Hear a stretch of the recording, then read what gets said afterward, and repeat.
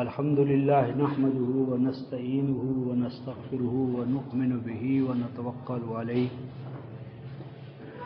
ونعوذ بالله من شرور أنفسنا ومن سيئات أعمالنا من يهده الله فلا مضل له ومن يضلل فلا هادي له ونشهد أن لا إله إلا الله وحده لا شريك له ونشهد أن محمدا عبده ورسوله صلى الله عليه وسلم تسليما كثيرا كثيرا أما بعد فأعوذ بالله السميع العليم من الشيطان الرجيم بسم الله الرحمن الرحيم رب اشرح لي صدري ويسر لي أمري واحلل عقدة من لساني يفقهوا قولي اما بعد عزیزان محترم بزرگان ذی احترام، آج فروری کی 13 تاریخ ہے اور درس قرآن کا عنوان امت مسلمہ بحیثیت شہداء علی الناس۔ امت مسلمہ، امت محمدیہ علی صاحب التحیۃ والسلام بحیثیت شہداء علی الناس، اس حوالے سے اس کے فرائض و واجبات کیا ہیں، ہماری اور آپ کی اس حوالے سے ذمہ داریاں کیا ہیں، اور کتاب اللہ کلام الہی اس حوالے سے ہماری کیا رہنمائی کرتا ہے، اور نبی مکرم صلی اللہ علیہ وسلم کا اسوہ کمال ہمارے لیے کیا چیز لازم ٹھہراتا ہے، تو یہ بنیادی سوالات ہیں اور ان کو ہم کلام الہی کے حوالے سے دیکھیں گے۔ تو اس ضمن میں رفقائے محترم ہم سورہ الحدید 645 صفحہ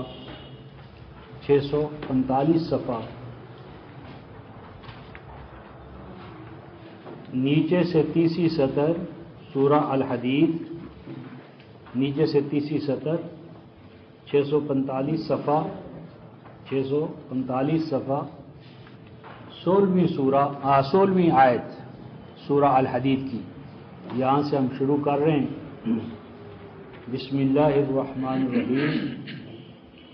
الم یعن للذین آمنوا ان تخشع قلوبهم لذکر اللہ وما نزل من الحق ولا يكن كتاب من قبل فطال عليهم الأمد فقست قلوبهم وكثير منهم فاسقون اعلموا أن الله يحيي الأرض بعد موتها قد بينا لكم الآيات لعلكم تعقلون إن المصدقين والمصدقات وَأَقْرَضُوا اللَّهَ قَرْضًا حَسَنًا يُضَاعَفْ لَهُمْ وَلَهُمْ أَجْرٌ كَرِيمٌ وَالَّذِينَ آمَنُوا بِاللَّهِ وَرُسُلِهِ أُولَئِكَ هُمُ الصِّدِّيقُونَ وَالشُّهَدَاءُ عِندَ رَبِّهِمْ لَهُمْ أَجْرُهُمْ وَنُورُهُمْ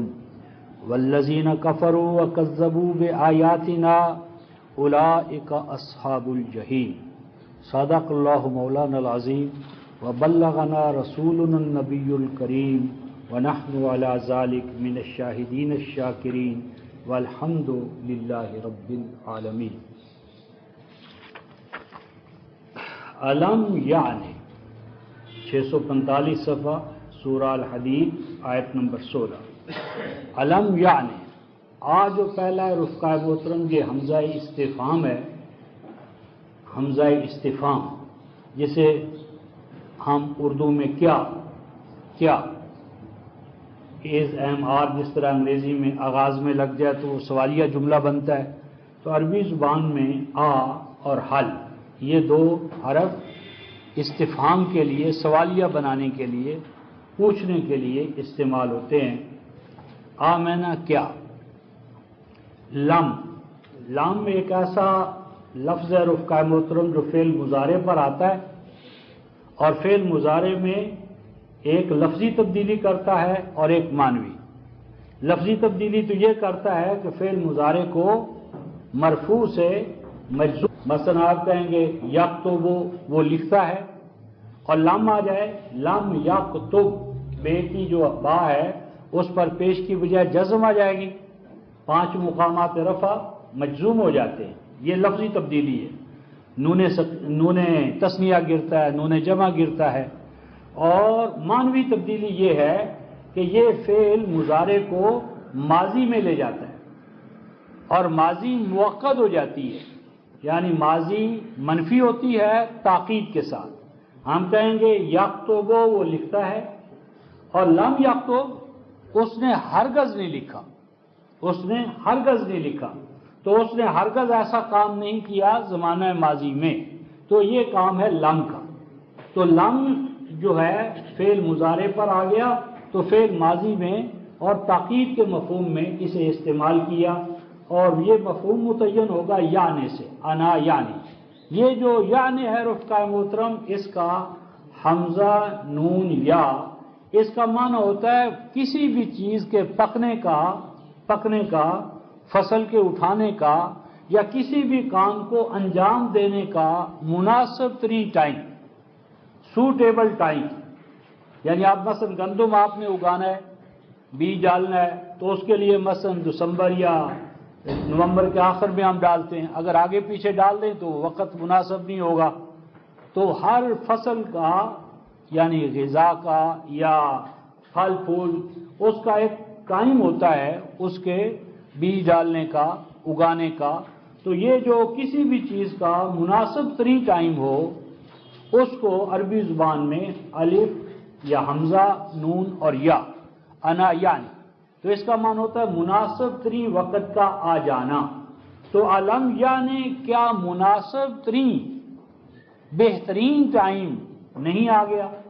یعنی یہ استفہام انکاری ہے۔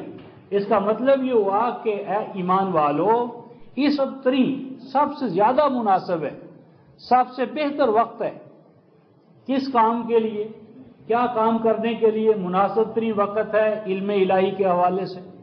یعنی اللہ پاک فرما رہے ہیں کہ اے ایمان والو، یہ آج کے حالات جس میں تم گزر رہے ہو، یہ مناسب ترین ٹائم ہے، رائٹ پاک، بہترین وقت ہے۔ جس طرح کسان کو کہا جائے بھئی یہ فصل اگانے کا بہترین ٹائم ہے، اور اس کو کوئی ایکسپرٹ کہہ رہا ہو تو ہو نہیں سکتا کہ اس کو نظر انداز کرے۔ اب زمین و آسمان کا خالق ہمیں کہہ رہا ہے کہ اے ایمان والو، مناسب ترین ٹائم آ گیا ہے ایک کام کو انجام دینے کا۔ وہ کام کیا ہے؟ ان تخشع، ان بیانیہ ہے، یہ بھی فعل مضارع پر آ کر اس کو مصدری معنی میں کر دیتا ہے، یہ کہ، ان کا معنی ہو یہ کہ، یہ بیان ہے مناسب ترین وقت کا، کہ کیا مناسب ترین وقت نہیں آ گیا اس کام کے لیے۔ وہ کام کیا ہے کہ للذین، ان لوگوں کے لیے، کن لوگوں کے لیے؟ للذین آمنوا، ان لوگوں کے لیے جو ایمان لا چکے ہیں، جو مومن ہو گئے ہیں، ایمان والوں کے لیے۔ گویا کہیں گے جس کا کہ اللہ تبارک و تعالیٰ بعد میں ذکر فرما رہے ہیں، تو یہ مومن کی پہچان ہوگی، اور اس کام کو اگر نہیں کریں گے تو دعویٰ ایمان کا ہوگا، عند اللہ ہم اہل ایمان کے حساب میں شمار نہیں ہوں گے۔ اور ایمان جہاں بھی قرآن حکیم میں مدح کے مقام پر آیا ہے رفقائے محترم، اس سے دو اس کی بنیادی حقیقتیں قرآن میں۔ ایک تو ایمان بمعنی توحید ہے، ایمان بمعنی توحید، کیونکہ مجرد اللہ کو خالق ماننا یہ تو مشرکین مکہ بھی کرتے تھے۔ آپ ان سے پوچھیں زمین کس نے بنائی، آسمان کس نے بنائے، رزق تمہیں کون دیتا ہے، موت و حیات کا کون مالک ہے، لا یقولن، تو وہ کہہ اٹھتے تھے اللہ، یہ سارے کام تو اللہ کرتا ہے۔ تو اللہ کو مجرد خالق مان لینا یہ ایمان نہیں ہے، اللہ کو ماننا ہے توحید کے ساتھ، یعنی اس کی ذات میں، صفات میں، اختیارات میں اور شریعت سازی میں کسی فرد کو، بشر کو، جن کو، انس کو، نبی کو، ولی کو، کسی کو بھی ان چیزوں میں شریک نہ کرنا، یہ ایمان کا ایک بنیادی پہلو ہے قرآن میں۔ اور دوسرا ایمان جو ہے وہ ہے ایمان بالقرآن۔ پہلے کے لیے دلیل ہے سورہ یوسف آیت 106، 12-106، فرمایا وَمَا يُؤْمِنُ أَكْثَرُهُمْ بِاللَّهِ إِلَّا وَهُمْ مُشْرِكُونَ، 12:106 نہیں ایمان رکھتے ان میں سے اکثر اللہ پاک مگر وہ ایمان رکھنے کے باوجود مشرک ہے، وہ ہم مشرکون، ایمان باللہ کے باوجود مشرک ہے۔ اور دوسرا جو ہے وہ سورہ محمد کی آیت نمبر 2 یعنی آمنو کی وضاحت فرمائی، وآمنوا بما نزل علی محمد وهو الحق من ربهم، تو ایمان سے مراد ایمان بالتوحید اور ایمان بالقرآن۔ تو فرمایا وہ لوگ کہ جو اللہ کو توحید کے حوالے سے اور اللہ کو قرآن پاک کے حوالے سے جو مومن ہوئے ہیں، کیا ان کے لیے مناسب ترین وقت نہیں آ گیا؟ کس کام کے لیے؟ ان تخشع، یہ کہ وہ یہ کام ہے جس کے لیے آج مناسب ترین ٹائم ہے، یہ کہ کیا ہو جائے، کیا کریں وہ؟ ان تخشع، خا شین عین، خاشع یخشع کا اصل معنی ہوتا ہے رفقائے محترم کسی کے سامنے اپنے آپ کو پست کر دینا، سرنگوں کر دینا، جھکا دینا۔ تو خاشعت الاصوات للرحمن، آوازیں رحمان کے سامنے پست ہو جائیں گی۔ خاشع کا اصل معنی پست ہو جانا، جھک جانا، کسی کے سامنے سب آرڈینیٹ بن کر اس کو سپر آرڈینیٹ مان کر اس کے سامنے اپنے آپ کو نچھاور کر دے، نچھار کرنا، اس کے جھکا دینا، نثار کر دینا، اپنے آپ کو اس کے سامنے بچھا دینا۔ یہ کہ وہ نثار کر دیں، جھکا دیں، بچھا دیں، قربان کر دیں، پست کر دیں۔ کیا کریں پست؟ قلوبہم، زبانیں نہیں، حرکات و سکنات نہیں، یعنی پست کریں، سرنگو کریں، جھکائیں، بچھائیں اپنے آپ کا کیا چیز؟ قلوبہم، قلب یعنی دل اور دماغ یعنی سیرت و کردار۔ اس ضمن میں سورہ المائدہ کی آیت نمبر 41 میں ارشاد فرمایا، کیا ایمان والو تم نے ان کو نہیں دیکھا جو کہتے ہیں آمنا کہ ہم مومن ہیں، وہ کہتے ہیں کہ ہم مومن ہیں، لیکن کس طرح مومن ہیں؟ آمنا بافواہہم ولم تؤمن قلوبہم، کہتے ہیں کہ ہم مومن ہیں لیکن ایمان ان کی زبانوں پر ہے، ان کی زبانیں مومن ہیں، ولم تؤمن قلوبہم، لیکن ایمان ابھی قلب میں داخل نہیں ہوا، قالب زبان ظاہر مومن ہے۔ جہاں تک باطن کا تعلق ہے، دل کا تعلق ہے، دماغ کا تعلق ہے، سیرت و کردار کا تعلق ہے، اس میں ابھی ایمان والا کوئی ذائقہ، کوئی شعور، کوئی اظہار، ایمان والے پھل پھول وہ ان سے ظاہر نہیں ہو رہے۔ تو فرمایا کہ وہ جھکا دیں، بچھا دیں، قربان کر دیں، لگا دیں۔ کیا لگائیں؟ اپنے قلوب و اذہان، دل اور دماغ، سیرت و کردار، ذہن اور ضمیر، کس کام کے لیے لگائیں؟ کہاں بچھائیں؟ کس کے سامنے قربان کریں، پست کریں اپنے آپ کو؟ فرمایا لے ذکر اللہ، اللہ کے ذکر کے لیے، اللہ کے ذکر کے لیے۔ تو بعض اوقات بعض دوست کہتے ہیں جی اللہ کے ذکر سے مطلب ہے اللہ اللہ کی ضربیں لگائیں، لیکن یہ اللہ اللہ کی ضربیں رفقان ہوتی ہیں تو زبان سے لگتی ہیں، یہ تو زبانوں کا سارا عمل ہوتا ہے۔ یہاں تو قرآن نے قلوب کے حوالے سے اور اللہ کے ذکر کے سامنے، اللہ کا ذکر کیا ہے رفقائے محترم، اس کو بھی دیکھ لیں، کیونکہ تصوف کے نام پر عجیب یعنی ضربیں لگاؤ، اللہ اللہ کرو۔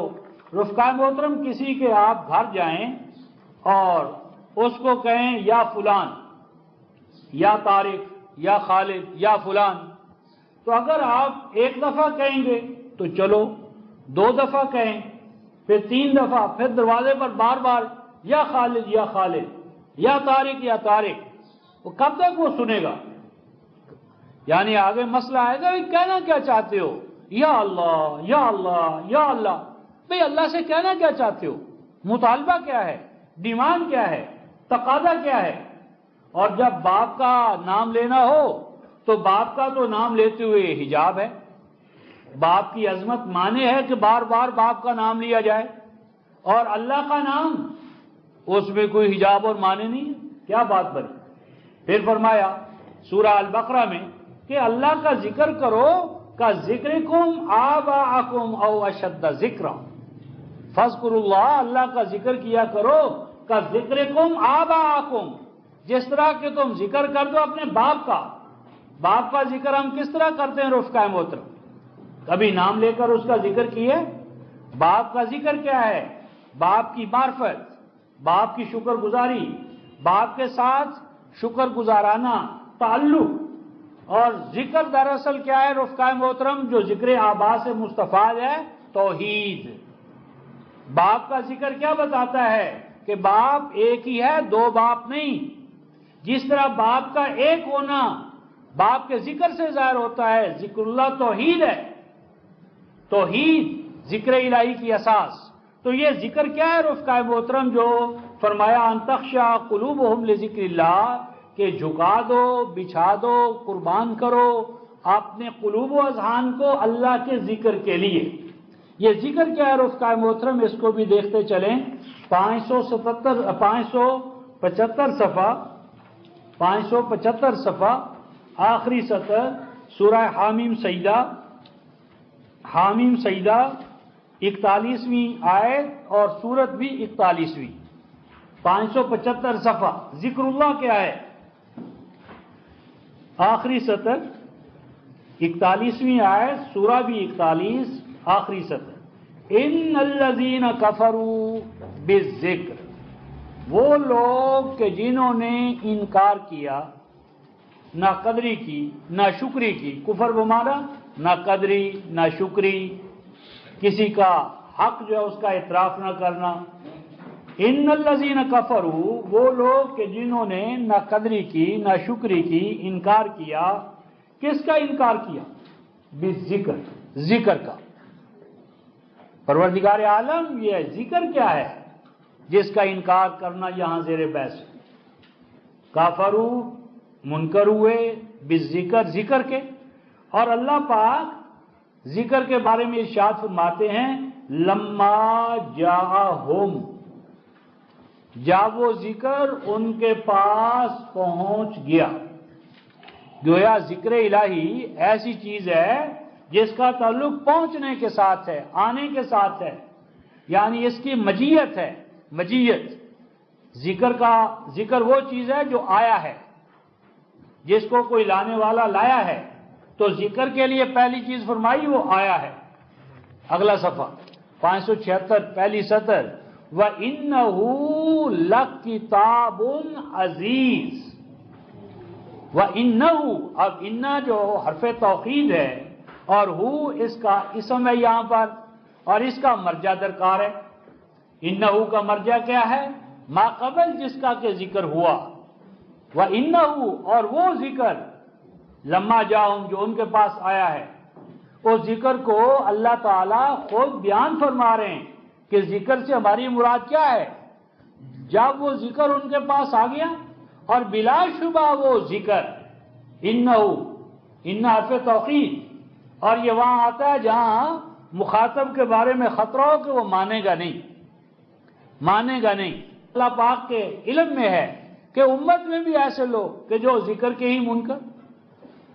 ذکر خود اللہ پاک فرمائے وَإِنَّهُ، اور بلا شبہ وہ ذکر، انا توقید کا لفظ، اور پھر لام، پھر اگلا لا کتاب، پھر دوسرا لام تاکید کا، تاکید در تاکید، تاکید بالائے تقدیر، یعنی زبردست طریقے سے تاکید کر کے زور دے کر ارشاد فرمایا بلا شبہ، ضرور، لازماً وہ کتاب ہے، وہ ایک کتاب ہے۔ تنوین، وحدت بھی اور تفخیم بھی، وہ گراں قدر دستور حیات، کتاب دستور حیات۔ اور کیسی کتاب رفقائے محترم؟ عزیز، غالب، غالب رہنے والی، مغلوب ہونے والی نہیں۔ زمانے کا کوئی پلٹا، سائنس کا کوئی انکشاف، کسی دور میں بھی کتاب الہی کو عاجز نہیں کر سکتا۔ یہ اللہ غالب ہیں، عزیز ہیں۔ اللہ غالب العزیز کا مظہر اس کا قرآن اور کلام ہے۔ پس جس طرح اللہ غالب ہیں، مغلوب نہیں ہو سکتے، اسی طرح اس کی طرف سے صادر ہونے والا کلام مغلوب نہیں ہو سکتا، اور جب اللہ کے بندے اس کلام الہی پر قائم ہو جائیں گے تو اللہ کے بندے بھی مغلوب نہیں ہو سکتے۔ لا تخافوا ولا تحزنوا انتم الاعلون ان کنتم مؤمنین، اللہ اعلیٰ ہے، عزیز ہے، اے ایمان والو تم عزیز اور اعلون ہو، بشرطے کہ اللہ کے کتاب، اللہ کے کلام کو اپنا امام بناؤ۔ تو آج رفقائے محترم، اللہ کے کلام کی اشاعت یہ ہے جس میں ہمارے اور آپ کے مسائل کا حل ہے۔ اللہ کے کلام کو لے کر نکلیں، اپنے قلب اور قالب پر نافذ کریں اور کلام الہی کی عالمی اشاعت کریں۔ اللہ کا کلام قلوب و اذہان کو فتح کرے گا۔ اگر نزول اول کے دور میں اس نے کیسر و کسرا کو فتح کیا، ہاں جی، مجوس کو فتح کیا، ہنود کو فتح کیا، تو کلام ہوئی ہے رفقائے محترم، وہ آج بھی فتح کر سکتا ہے، بشرطے کہ ہم اس کو لے کر اٹھیں۔ اللہ کے کلام کی اشاعت سے اقوام عالم میں کیا ہوگا؟ اللہ کا کلام پھیلے گا، اللہ کی توحید پھیلے گی، اللہ کا نور پھیلے گا، نوع انسانی میں اخوت و وحدت کا نظام آئے گا، اور عالمی سطح پر جو آج زہریلا پراپیگنڈا ہے، اثرات ہیں، وہ ختم ہوں گے۔ امت مسلمہ میں اتحاد اور وحدت پیدا ہوگی، استحکام پیدا ہوگا، اور یہ لڑائی جھگڑے، یہ تشدد، یہ مار دھاڑ، یہ اللہ کے قرآن کے نور سے یہ ظلمتیں دور ہوں گی۔ پس اللہ کے کلام کی اشاعت عالمی سطح کے مسائل کا بھی حل ہے اور داخلی سطح کے مسائل کا بھی حل ہے، اور قرون اولیٰ کی طرح اس کی خدمت کے لیے خدام کی ضرورت ہے، اور یہ عمل ایک حکمت اور سائنس اور تدریج اور تنظیم سے ہوگا، ایبزرڈی نہیں ہوگا۔ تو فرمایا یہ کتاب ہے کیسی غالب آنے والی، اور کیسی غالب آنے والی؟ لا یاتیہ الباطل من بین یدیہ ولا من خلفہ تنزیل من حکیم حمید۔ یہ کتاب ایسی کتاب ہے کہ باطل اس پر حملہ آور ہو کر کامیاب نہیں ہو سکتا۔ من بین یدیہ، مستقبل کے حوالے سے، حال کے حوالے سے، ولا من خلفہ، نہ اس کے ماضی کے حوالے سے، یعنی حال ہو یا مستقبل، ہاں جی، اہل اسلام ہو یا دائیں بائیں، عرب ہو یا عجم، کسی دور میں بھی باطل اس پر چڑھائی کر کے کامیاب نہیں ہو سکتا، اس کو اس کے مقام سے نہیں ہٹا سکتا۔ اور ایسا کیوں نہیں ہو سکتا؟ باطل اس پر کیوں کارگر نہیں ہو سکتا، حملہ آور ہو کر کامیاب نہیں ہو سکتا؟ تنزیل من حکیم حمید، اس کلام الہی کا نازل کیا جانا اس اللہ کی طرف سے ہے جو حکیم ہے، صرف حاکم نہیں ہے، حکیم ہے۔ تو حکمت پر کون سی چیز غالب آئے گی؟ حکمت کے مقابلے میں تو جہالت ہے، جاہلیت ہے، نادانی ہے، حماقت ہے۔ تو حماقت، جہالت، نابینا پان، علم اور نور کے سامنے رفقائے محترم ہم تاریکیوں میں بیٹھے ہوئے ہیں۔ تاریکی کے خلاف ہم بہت تقریریں کریں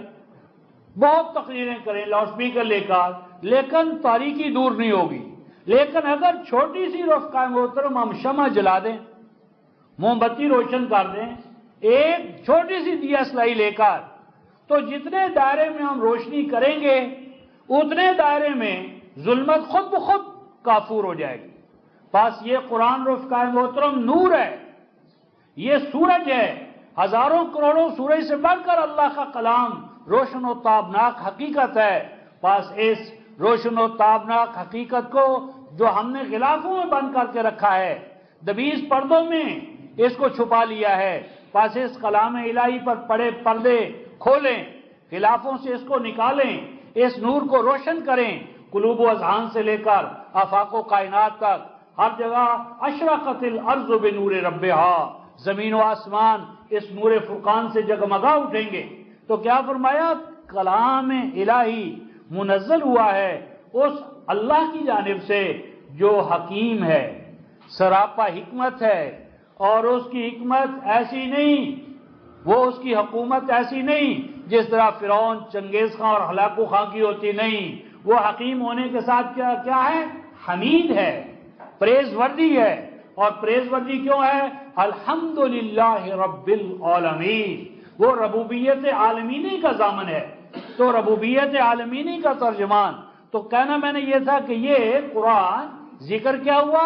قرآن کتاب عزیز، ان تخشع 645 پر ہم چلتے ہیں، ان تخشع قلوبہم لذکر اللہ، جھکا دو بچھا دو، مناسب ترین وقت ہے، جھکاؤ بچھاؤ اپنے قلوب و اذہان کو اللہ کے ذکر کے لیے، اللہ کے ذکر کے سامنے، اللہ کے قرآن کے سامنے، اللہ کے کلام کے سامنے۔ اور وما نزل من الحق، پھر واو تفسیر، وہ جو ذکر الہی ہے وہ کیا ہے؟ یعنی اس چیز کے سامنے جھکاؤ جو نازل ہوا، من الحق، حق میں سے، حق جو نازل ہوا ہے اس کے سامنے دو، بچھا دو، قربان کرو۔ اور حق کیا ہے رفقائے محترم؟ 673 میں فرمایا قولہ الحق، اللہ کا قول حق ہے، اللہ حق ہے، حق کو حق کے ذریعے پہچانو، اللہ حق ہے، اس کا قول حق ہے، اس کا رسول حق ہے، اس کی کائنات حق ہے، تو حق کو حق کے ذریعے جانو، نور کو نور کے ذریعے پہچانو، علیم کو علم و حکمت کے منبع اور مصدر کلام سے پہچانو۔ تو فرمایا اے ایمان والو، کیا مناسب ترین وقت نہیں آیا اس بات کے لیے کہ جھکا دو بچھا دو اپنے قلوب و اذہان کو اللہ کے ذکر کے لیے، یعنی اس حق کے سامنے جو نازل ہو چکا تمہارے لیے۔ اور اے ایمان والو وَلَا يَكُونُوا كَالَّذِينَ أُوتُوا الْكِتَابَ مِنْ قَبْلِ، چاہیے کہ نہ ہو جائیں یہ ایمان والے ان لوگوں کی طرح، کالذین دیکھنا، ان لوگوں کی طرح نہ ہو جانا۔ کون سے لوگ رفقائے محترم؟ اوت الکتاب، جو کتاب دیے گئے اس قرآن سے قبل، جن کو ماضی میں سابق میں کتابیں ملی یا کتاب ملی، وہ تو ان کی طرح نہ ہو جانا۔ اور کب بالخصوص فطال علیہم الامد، جیسے جیسے ان پر کتاب پر کچھ وقت گزرتا گیا تو انہوں نے کیا اپنا حل کر لیا؟ فرمایا فقست قلوبہم، ان کے دل سخت ہوتے گئے، وکثیر منہم فاسقون، اور اکثریت ان میں فاسقوں کی ہو گئی۔ کتاب الہی پر جیسے جیسے زمانہ گزرا تو دلوں کے اندر سختی آئی اور اکثریت فاسقوں کی ہو گئی۔ اس ضمن میں رفقائے محترم دو مقامات ہم دیکھتے ہیں۔ سورہ آل عمران آیت 187 کہ کتاب والوں کے حوالے سے کیا مسئلہ تھا جس سے ہم نے اپنے آپ کو بچانا تھا۔ یہ 90 صفحہ ہے رفقائے محترم، 90 صفحہ۔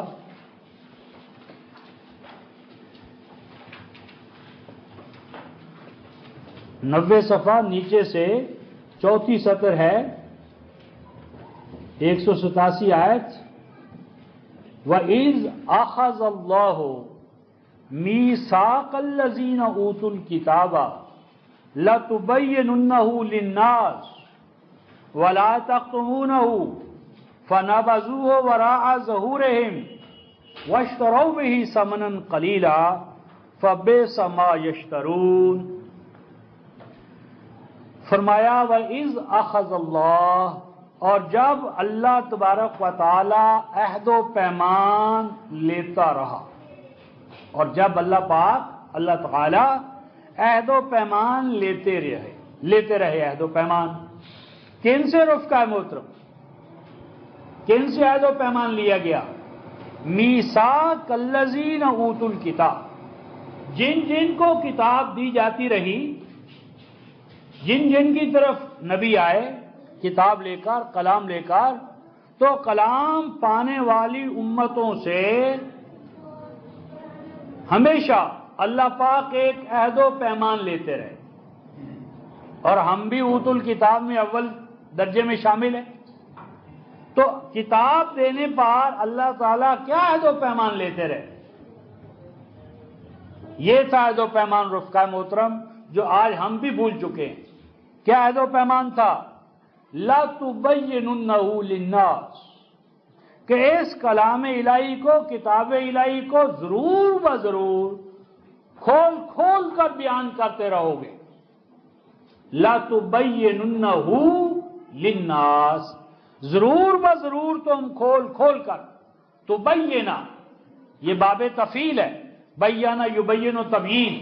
ضرور بضرور تم بیان کرتے رہو گے اس کلام الہی کو، کتاب کو، للناس لوگوں کے لیے، یعنی دائیں بائیں جو تمہارے معاصر لوگ ہیں ان لوگوں پر اس کلام الہی کی شہادت دیتے رہو گے، اس کو بیان کرتے رہو گے. اور آگے کیا فرمایا؟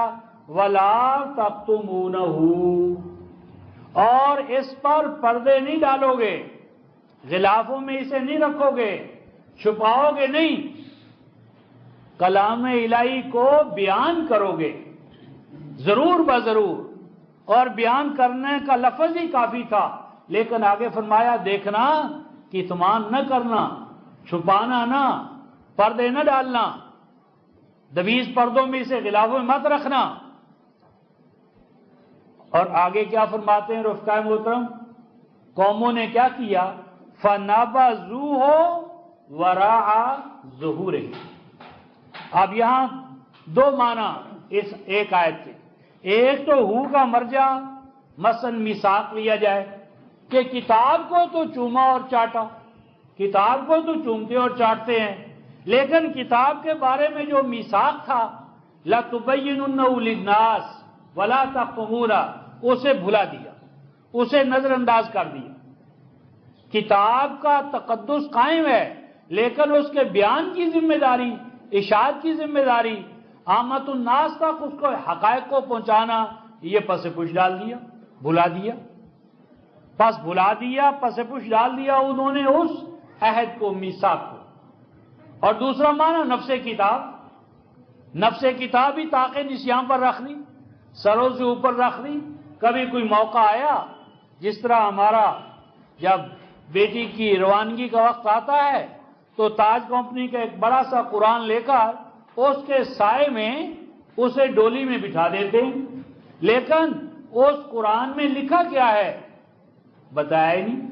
بیٹی کو نہیں بتایا کہ ایک مسلم بیٹی کیا ہوتی ہے، مسلم بہن کیا ہوتی ہے، مسلم ماں کیا ہوتی ہے، مسلم بیوی کیا ہے، مسلم خاتون کیا ہوتی ہے، اس کے فرائض و واجبات کیا ہیں، کائنات میں اس نے کیا گواہی دینی ہے. یعنی قرآن کے حقائق اور حکمتیں نہیں بتائیں، لیکن اس کے موٹے کاغذ اور گتے اس کے سائے پر. تو سایہ رفقائے محترم الفاظ کا نہیں ہے، سایہ معانی کا ہے، سایہ مقاصد کا ہے، سایہ علم کا ہے اور عمل کا ہے. تو علم اور عمل سے تو پیدل غافل، لیکن قرآن کے لفظوں کے سائے میں تو لفظوں کا سایہ ہی کافی نہیں تھا رفقائے محترم، علم اور عمل مطلوب تھا. تو کیا فرمایا؟ پس انہوں نے کلام الہی کو یا اس کے بارے میں عہد و میثاق کو کیا کیا؟ نبذ کر دیا. نبذ جس طرح اچھوت ہوتا ہے، چھونا نہیں، ہر چیز کرو لیکن میثاق الکتاب کو زیر بحث نہ لاؤ. اور میثاق الکتاب اور کتاب کو کہاں رکھ دیا رفقائے محترم؟ وراء ظہورہم. وراء ظہورہم کے دو معنی، ایک تو یہ کہ اس کو پس پش ڈال دیا. ہمارے یہاں رفقائے محترم پس پش میں ہم کہہ سکتے ہیں بھی ہم نے تو پس پش نہیں ڈالا، ہم تو ہمیشہ چومتے اور چاٹتے ہیں، ہم نے تو اوپر رکھا ہے سر کے تاکہ ہاتھ ہی نہ پہنچے، کبھی سال میں 4 جنکار کے حوالے سے اس کو چھو لیا. تو قرآن کو پس پش ڈالنا کیا ہے رفقائے محترم؟ اس کے علم اور عمل سے اپنے آپ کو پیدل کرنا. اور دوسرا ظہور جو ہوتا ہے وہ آتا ہے ماضی کی نسلیں، گزرے ہوئے اسلاف. تو ہم نے قرآن کو رفقائے محترم اپنے اسلاف کا، باپ دادا کا، تابعین کا، تبع تابعین کا، ان کا مسئلہ بنا دیا ہے کہ قرآن مسئلہ تھا، لیکن ہمارے بزرگوں کا، ہمارے اندر کہاں ہے قرآن کو سمجھنا. ہم بڑا مشکل قرآن ہے، نعوذ باللہ من ذالک، فضائل قرآن پر کتابیں لکھتے ہیں اور ثابت کرتے ہیں قرآن بڑا مشکل ہے. قرآن کہاں سمجھ میں آتا ہے جب تک کہ 24 علوم نہ ہو اور مستقل طور پر انسان چٹائی توڑنے والا نہ ہو، مدارس کی خاک چھاننے والا نہ ہو. تو یہ غلط تصور ہے رفقائے محترم. قرآن آسان ہے. وَلَقَدْ يَسَّرْنَا الْقُرْآنَ لِلذِّكْرِ فَهَلْ مِن مُدَّكِرٍ. قرآن میں مشکل کا لفظ ہی قرآن کے حوالے سے استعمال نہیں ہوا. یہ تو آسان قرآن ہے اور ایک ہی صورت میں 3 دفعہ اعلان ہے، پھر 2 دفعہ حضور علیہ السلام کی زبان اقدس سے اعلان ہے فَإِنَّمَا يَسَّرْنَاهُ بِلِسَانِهِ. تو قرآن وراء ظہورہم، ماضی کی نسلوں کا ورثہ، ہمارا نہیں ہے جی. اور اس کا سمجھنا سمجھانا ماضی کے بزرگوں کا کام تھا. ہم کہاں اس قرآن کو سمجھ سمجھا سکتے ہیں. اور آگے کیا نتیجہ نکلا رفقائے محترم؟ وَاشْتَرَوْا بِهِ ثَمَنًا قَلِيلًا. قرآن سمجھنے سمجھانے کی چیز تو نہیں ہے، البتہ خرید و فروخت کی چیز بن گئی. اس کے تعویذ بیچے جا رہے ہیں، اس کو چھاپ چھاپ کر رنگین اور حنائی ہاں جی بہترین گہتا بیل وہ اس کے بوٹے بناتے ہیں، تزئین کرتے ہیں، خوبصورت سے خوبصورت چھاپتے ہیں. تو قرآن خرید و فروخت کی چیز بن گیا، کلام خرید و فروخت کی چیز بن گیا. اور آگے کیا فرمایا؟ فَبِئْسَ مَا يَشْتَرُونَ. کتنا برا کاروبار ہے جو یہ کر رہے ہیں. بیچا، اور وہ بھی اللہ کے کلام کو بیچا. اللہ کے کلام کو بیچتے ہیں حیات دنیا کے حصول کے لیے. قرآن کے نام پر علامے ہیں، حافظ ہیں، مدارس ہیں، اور قرآن کے حافظ میں، لیکن قرآن میں ہے کیا، اس کی حکمت کیا ہے، اس کا حق کیا ہے، اس کا معیشت، معاشرت، سیاست، وہ تقاضا، وہ چاہتا کیا ہے، وہ آپ کو اور مجھے ڈھالتا کیسے ہے، اس حوالے سے پیدل ہیں. قرآن خریدنے اور بیچنے کی چیز، خرید و فروخت کا مسئلہ بن گیا. ہاں جی اس کی ٹوشنے ہیں، اس کے نام پر چندے ہیں اور سارا نظام چلایا جا رہا ہے، لیکن اس کے اشاعت، تراجم، حقائق اس سے ہم غافل ہیں. تو یہ ہے رفقائے محترم کتاب کو ماضی کے حوالے سے، اوت الکتاب کے حوالے سے.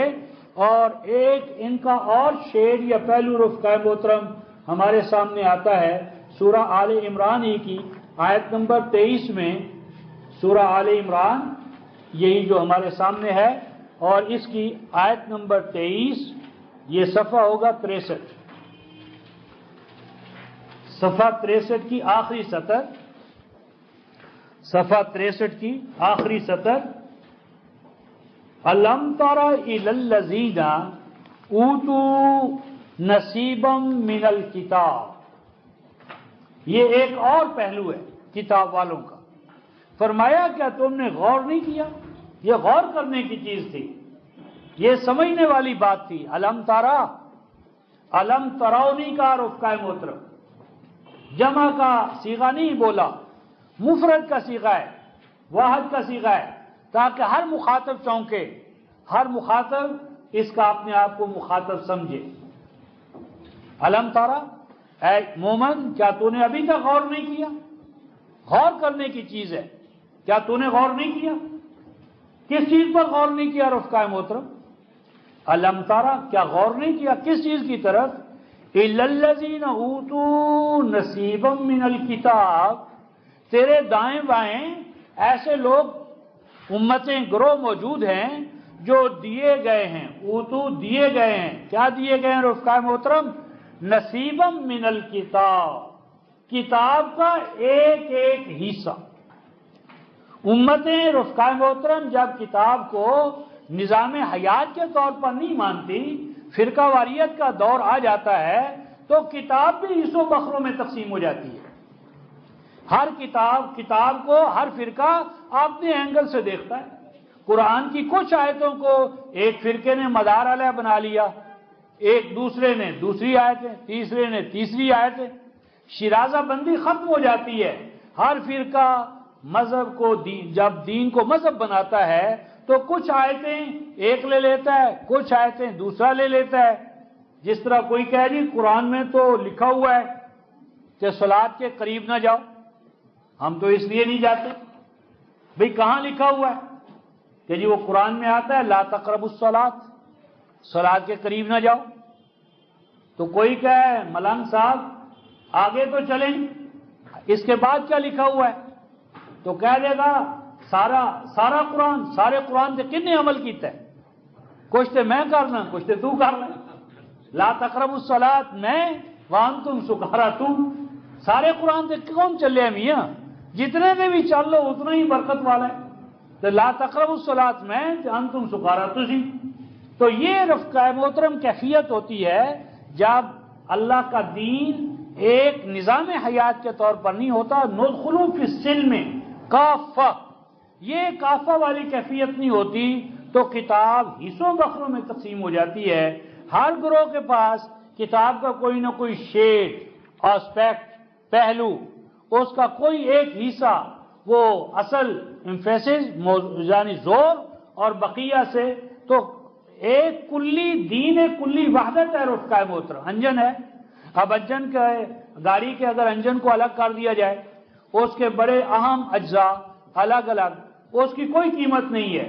ایک نظام ہو تو ایک چھوٹا سا وال بھی قیمتی ہے، اور کاٹ دیا جائے تو بڑے سے بڑا انجن اور اس کا بڑے سے بڑا پرزہ بھی نتیجہ خیزی کے حوالے سے زیرو ہے۔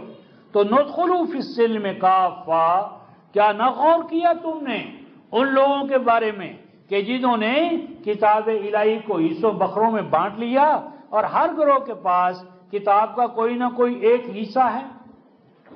رحمان، اگر ہماری امت میں ہمارے اندر بھی یہی صورتحال پیدا ہو جائے تو ہم کیا کریں؟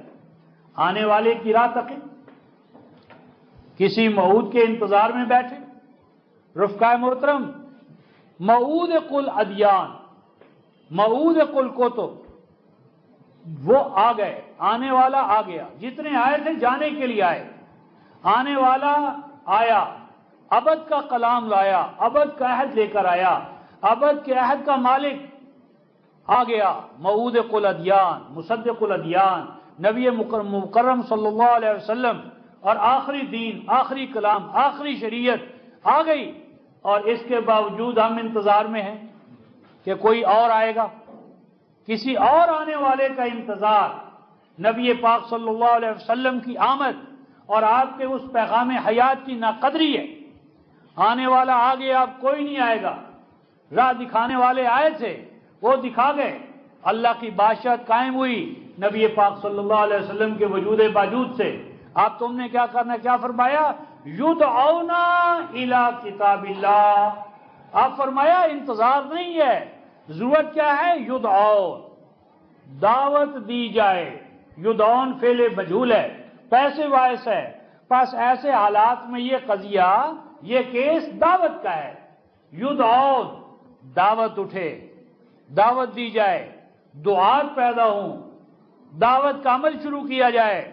دعوت کہاں دی جائے؟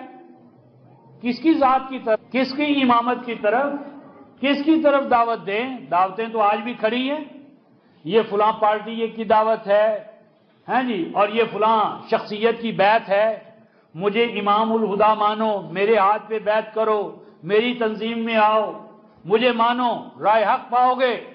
نہیں رفقہ محترم، شخصیات سے اوپر اٹھو تاکہ محمد رسول اللہ صلی اللہ علیہ وسلم کی شخصیت کے ساتھ جا کر اپنے آپ کو وابستہ کرو۔ کتابوں سے اوپر اٹھو تاکہ اللہ کی کتاب کے ساتھ اپنے آپ کو جوڑ لو۔ پس اصل دین آمد کتاب اللہ معظم داشتن، پس حدیث مصطفیٰ بجان مسلم داشتن، اللہ کی کتاب اور نبی پاک صلی اللہ علیہ وسلم کو اسوہ کمال۔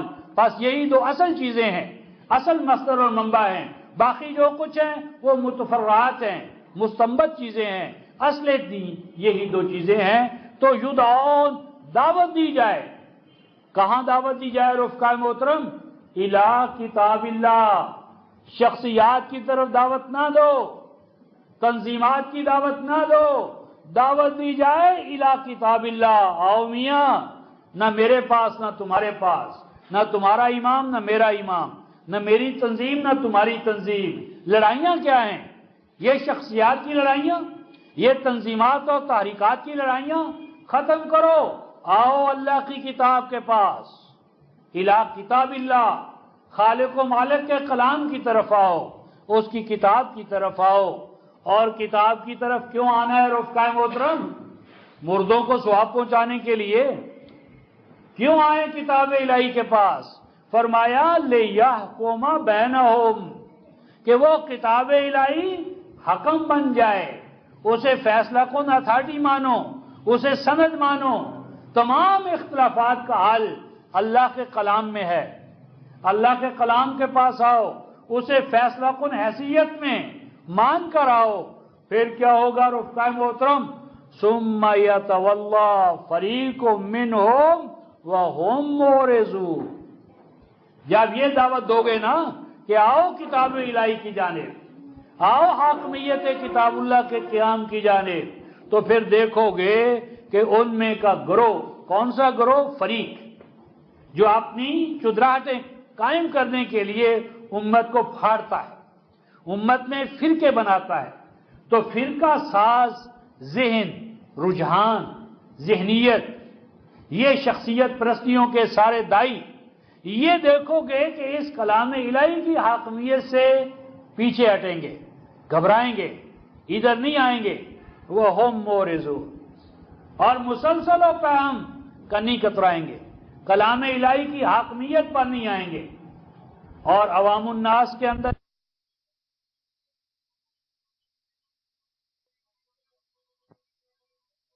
ذالک بانہم قالوا لن تمسنا النار الا ایاما معدودات وغرہم فی دینہم ما کانوا یفترون۔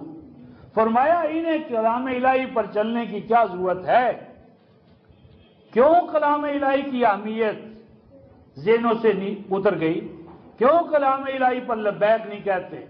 اس کی حاکمانہ حیثیت کو قبول نہیں کرتے؟ فرمایا وجہ یہ ہے اس کی بانہم قالوا، انہوں نے عقیدہ بنا لیا ہے، انہوں نے عقیدہ بنا لیا ہے، مسلمانوں نے بھی یہ عقیدہ بنا لیا ہے۔ کیا عقیدہ بنایا ہے؟ لن تمسنا النار، ہمیں تو جہنم کی آگ چھو نہیں سکتی، ہم تو سادات ہیں، سید السادات از نسل خلیل، اور ہمارا فلاں سے رشتہ ہے، فلاں کرنی والا، اس کی نظر ہے ہمارے اوپر، ہمیں کون جہنم میں پھینک سکتا ہے، ڈال سکتا ہے؟ اور اگر ڈال بھی دیا تو چند دن کی بات ہے، بس پھر واپس آ جائیں گے۔ ہمارے پیر آقا جائیں گی نہیں جنت میں جب تک کہ کہیں نہیں کہ میں تو اپنے مریدوں کے بغیر جاؤں گا نہیں، اور پھر اللہ پر وہ بھاری ہیں، اللہ کے ہاں وہ مقبول ہیں، کیسے اللہ نعوذ باللہ ان کے مطالبے؟ تو یہ ہے وہ ذہنیت رفقائے محترم کہ انہوں نے کہا ہرگز نہیں چھوئے گی آگ ہمیں جہنم کی، اور اگر چھوئے گی بھی اگر بفرض محال اللہ نے اپنے قانون مکافات پر فیصلہ کاری لیا تو ایام معدودہ، چند دن کی بات ہے، تھوڑے سے دن، تھوڑا سا وقت ہوگا، چند لمحات کی بات ہے، چلے جائیں گے جیل میں کچھ دیر کے لیے۔ اللہ پاک فرماتے ہیں وَغَرَّهُمْ فِي دِينِهِمْ مَا كَانُوا يَفْتَرُونَ، یہ فیبریکیٹڈ دین، یہ فیبریکیشن، یہ جو خود ساختہ تصور مذہب ہے کہ دین میں عمل کا مسئلہ نہیں ہے، قانون کا مسئلہ نہیں ہے، شریعت کا مسئلہ نہیں ہے، احکام الہیہ پر چلنے کا مسئلہ نہیں ہے، بس درمیان میں وسائل ہیں، ان کے وسیلے اور توسط سے سب چھوٹ ہو جائے گی۔ یہ ہے کہ جس نے دین پہ چلنے کا، کلام الہی پہ عمل کرنے کا سارا نظام جو ہے وہ ذہنوں سے یعنی بھلا دیا، نکال دیا۔ اور یہ جو فرمایا رفقائے محترم کہ کلام الہی کو انہوں نے کیا کیا؟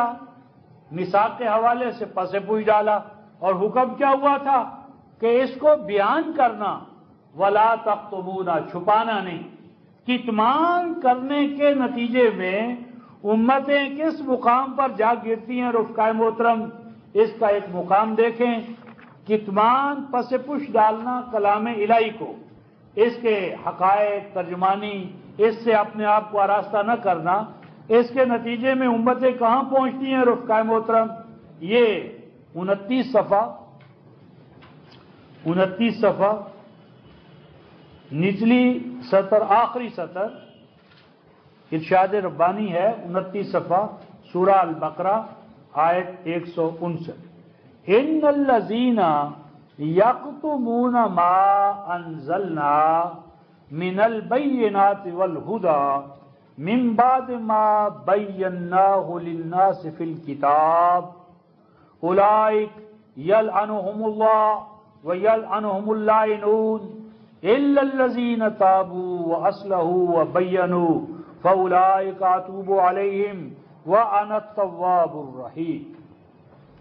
فرمایا ان الذین، بلا شبہ وہ لوگ، یکتمون جو چھپاتے ہیں، کاتما چھپانا، پردوں میں رکھنا، پردے ڈالنا، اوجھل کرنا، تو جو لوگ چھپاتے ہیں، بیان نہیں کرتے، حقائق کھولتے نہیں ہیں، چھپائے چلے آ رہے ہیں، کیا چیزیں؟ ما انزلنا، کہ جن کو ہم نے نازل کیا ہے، جو کچھ کہ ہم نے نازل کیا ہے، کیا نازل کیا ہے؟ من البینات، واضح اور دو ٹوک دلائل۔ کلام الہی کا، کلام الہی ہونا رفقائے محترم، یہ تقاضا کرتا ہے کہ یہ دعویٰ بھی کرے اور دلیل بھی دے، اور دلیل اس کی یونیورسل ہو، ایٹرنل ہو۔ کلام الہی دعویٰ بھی کرے، دلیل بھی دے، اور دلیل اس کی عالمی ہو، عالمگیر ہو، دوامی ہو، صحیفہ فطرت سے ماخوذ ہو۔ تو جو کلام دعویٰ کرے دلیل نہ دے، عاجز ہے۔ دلیل دے، دلیل ناقص و ناتمام ہو، دلیل دوامی نہ ہو، کسی دور کے لیے دلیل ہو اور بعد کے لیے قصہ اور کہانی ہو، نہیں۔ من البینات، دعویٰ بما دلیل، دلیل عالمگیر، دوامی، ہمہ زماں ہمہ مقام، توتی اقلہا کل حین باذن ربہا، تو اس میں دعوے کے ساتھ دلائل ہیں، اور دلائل کے بعد فرمایا والہدی، نوع انسانی کون ہے، کیا ہے، میں ہوں، آپ کیا ہیں، ہمارے مسائل کا حل ہو، ہدا گائیڈنس، رہنمائی، اور رہنمائی کے بعد فرمایا یہ ہدا گائیڈنس، یہ دلائل، اور وہ چھپاتے ہیں، کب چھپاتے ہیں؟ من بعد ما بیناہ للناس فی الکتاب، جب کہ ہم خوب کھول کھول کر اس کو بیان کر چکے، للناس، للعرب نہیں فرمایا، للعجم نہیں فرمایا، للذین آمنوا نہیں فرمایا، یہ کلام الہی جو اللہ نے کھول کھول کر بیان کیا ہے رفقائے محترم، للناس، کل نوع انسانی کے لیے، ہیومینٹی آن دا ہول کے لیے، یورپ، امریکہ، عرب و عجم، عالم و عامی، سب کے لیے ہم نے اس کو کھول کھول کر بیان کیا ہے، پر سب کے کر بیان کیا جائے۔ پروردگار عالم، آپ نے اپنے کلام کو کہاں کھولا ہے؟ فرمایا فی الکتاب، اپنی کتاب ہی میں۔ کتاب میں کتاب بھی ہے، بیان الکتاب بھی ہے، کتاب میں کتاب بھی ہے، اور کتاب کے بارے میں اٹھنے والے سوالات کے جوابات بھی ہیں۔ تو یہ چھپاتے ہیں ایسے قرآن کو، ایسے حقائق کو کہ جن کو ہم کھول کھول کر بیان کر چکے۔ اب اللہ پاک فرماتے ہیں کہ جب یہ چھپائیں گے، بیان نہیں کریں گے لوگوں کے لیے، تو ان کا مقام اللہ کی نظر میں کیا ہے؟ اولئک یلعنہم اللہ، ایسی اقوام، افراد، ادارے اللہ کی نظر میں ملعون ہیں، یہ مقام لعنت ہے۔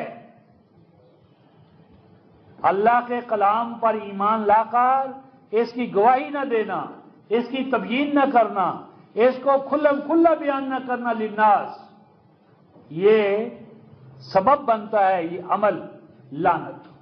اور لعنت رفقائے محترم کوئی گالی نہیں ہے۔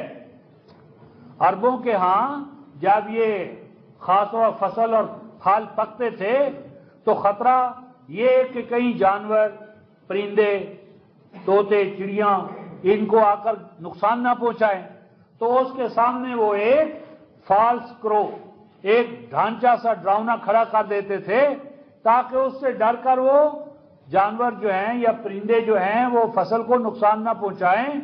اس ڈراؤنے ڈھانچے کو کہتے تھے الغراب اللعین، الغراب اللعین. تو لعنت کیا تھی؟ خوشگوار نتائج و ثمرات سے محرومی. لعنت کیا ہے؟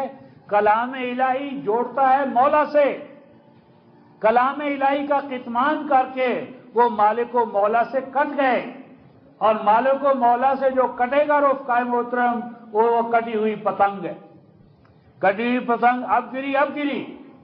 تو ہر مومن رفقائے محترم جب تک اپنے مولا مالک خالق سے نہیں جڑے گا، کلام الہی کے تتبع سے، اتباع سے، اس کی فرما برداری سے، وہ کٹی ہوئی پتنگ ہے.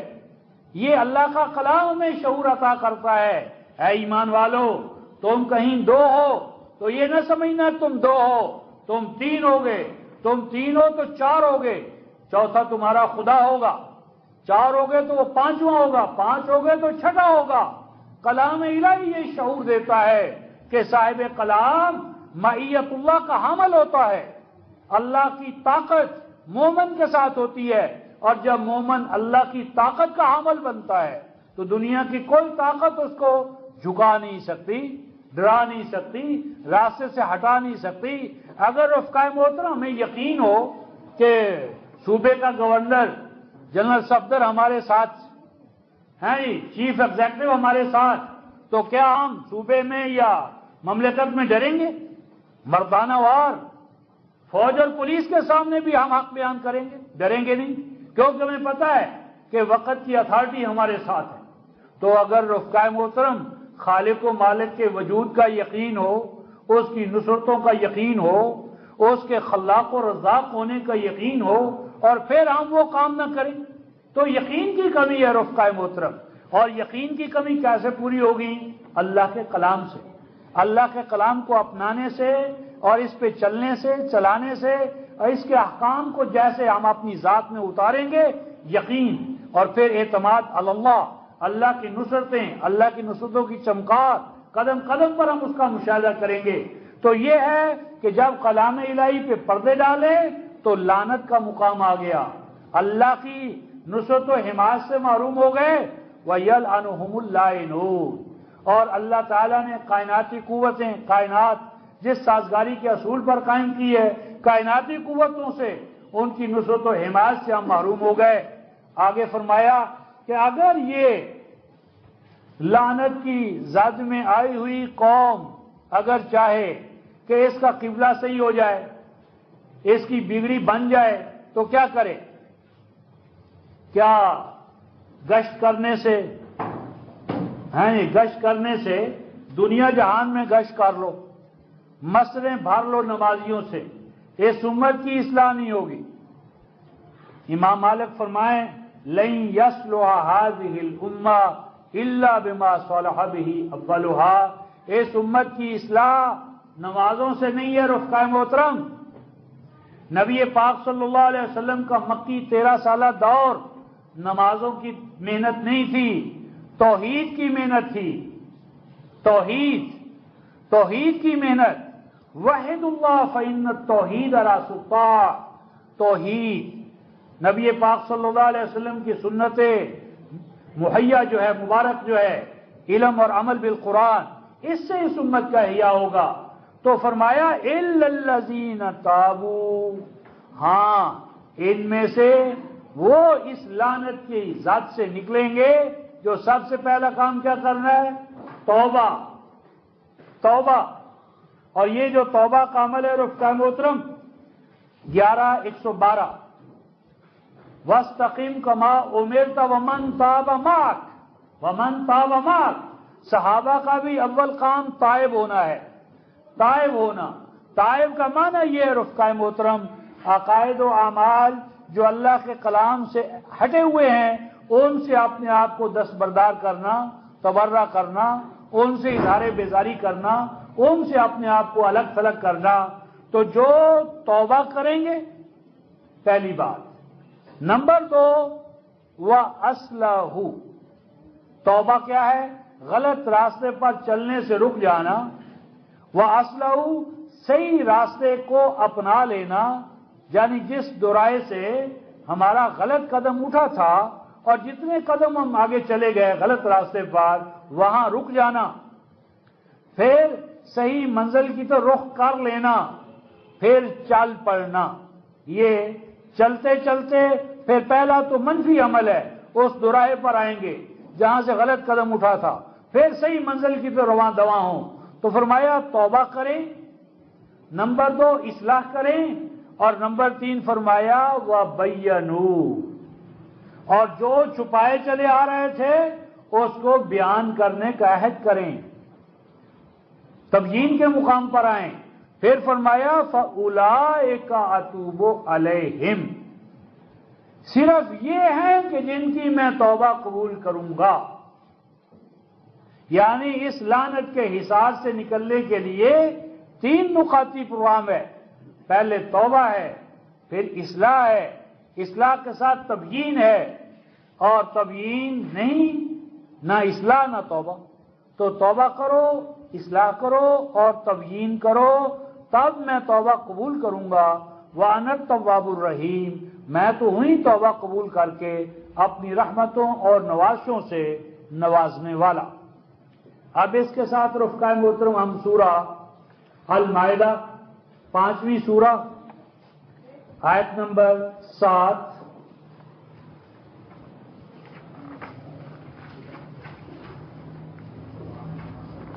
یہ 130 صفحہ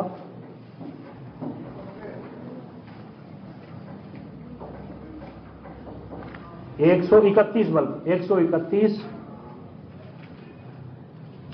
131 کی پہلی سطر ہے، اور اس کے کچھ الفاظ پیچھے سے چلے آ رہے ہیں۔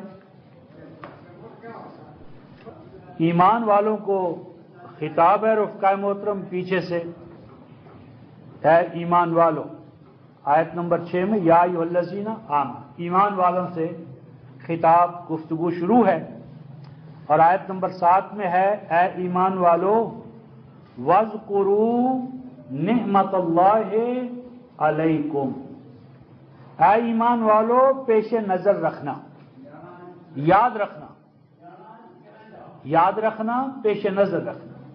کیا یاد رکھنا، پیش نظر رکھنا؟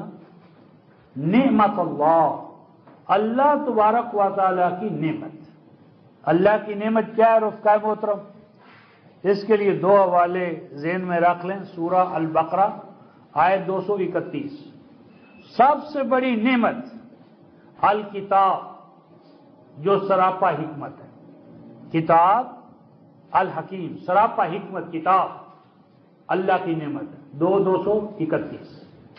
اور پھر سورہ یونس 10ویں سورہ آیت نمبر 57، اللہ پاک فرماتے ہیں اے ایمان والو یہ قرآن دنیا جہان کی نعمتوں سے بڑھ کر نعمت ہے۔